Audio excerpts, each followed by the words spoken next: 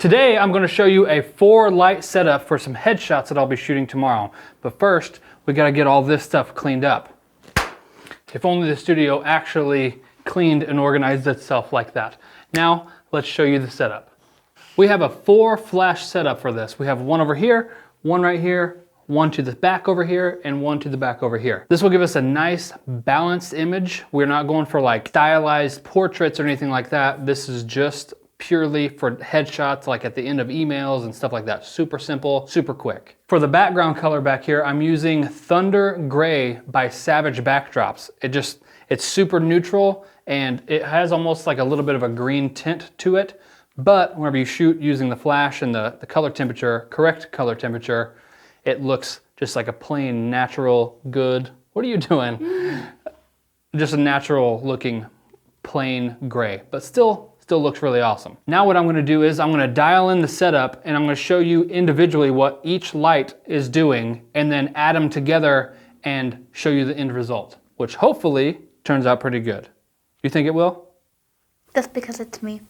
Oh yeah? So for all 4 of the flashes, I'm using a Godox AD200. They are pretty affordable as far as flashes go and price range, and they have more than enough power for everything I've ever needed them for, even outside in like direct sunlight. But especially in a controlled little studio environment like this, they are perfect. Super lightweight, super mobile. They're battery powered, so you can just charge them up. This has a Light Dome 2 from Aputure on it. This will make sure the light is super soft through this diffusion. On the opposite side, as the fill light on this side of her face, I have a Godox CS85D. It's a lantern. So this makes, instead of being super directional like this puts out almost like ambient light into the room, which will help fill in this side of her face very naturally looking. Then for the 2 back in the back, I have Godox strip softboxes, and I have the grids on them. This makes it to where the light can't spill out to the sides at all. It just goes super directionally straight towards. The light is basically going to go straight out of this right here and just kind of light up give her a little bit of a rim light on this side. And the same thing with that one. It's just super directional. It's just going to light up her shoulder, give a little bit of roll off, makes it look really nice. I love the look of it. I realize some people might not like it. Some people might not think that's the way to do it. That's the way I like it. Now I'm gonna show you each individual light, what it's adding, and then we'll show you the whole setup together and what the final product looks like. All right, this will be the key light right here at about 100 on the focal length. Now we're gonna do the fill light, just to bring up those shadows a little bit. Now we're gonna do the back, and now we're gonna do the other edge light.